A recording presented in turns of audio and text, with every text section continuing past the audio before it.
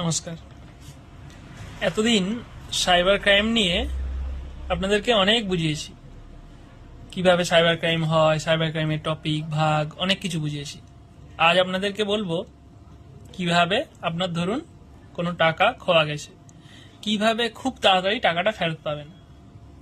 ঠিক আছে, ভালো করে প্রসেসটা শুনে নিন আর পুরো ভিডিওটা শেষ পর্যন্ত দেখুন। ফার্স্ট আমাদেরকে কি করতে হবে, আপনার টাকা যখনই খোয়া গেছে, আপনি যখনই জানতে পারবেন, সবসময় আপনার যে মনে রাখতে হবে, যখনই আপনি জানতে পারলেন কোনোভাবে, সেই ব্যাংক ইন্টিমেশন দ্বারা হোক, অথবা ডেবিটের কোনো মেসেজ হোক, অথবা কোনো অ্যালার্ট হোক, যে কোনোভাবে, বা স্টেটমেন্ট চেক হোক, বা আপনার হচ্ছে ব্যালেন্স চেক হোক, আপনি যেভাবেই জানতে পারলেন যে আপনার টাকাটা খোয়া গেছে, সাথে সাথে কি করতে হবে না, 1930 আপনাদের সাইবার ক্রাইম টোল ফ্রি নাম্বারে ফোন করে একটা কমপ্লেন দায়ের করতে হবে। কমপ্লেন করার পর ব্যাংকের টোল ফ্রি নাম্বারে ফোন করে ওখানে যোগাযোগ করবেন এবং আপনার অ্যাকাউন্টটাকে সাথে সাথে ফ্রিজ করাবেন।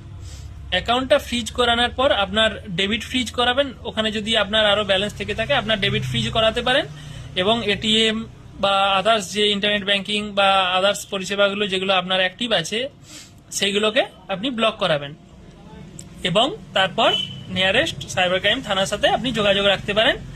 সেটা তারপর, কিন্তু আগে আপনাকে এই কাজগুলো করে নিতে হবে। এবার আপনাদেরকে বলে রাখি, কোনো ট্রানজেকশন, ফ্রড ট্রানজেকশন ঘটে যাওয়ার পর ফার্স্ট 1 ঘন্টা থাকে আপনার গোল্ডেন আওয়ার।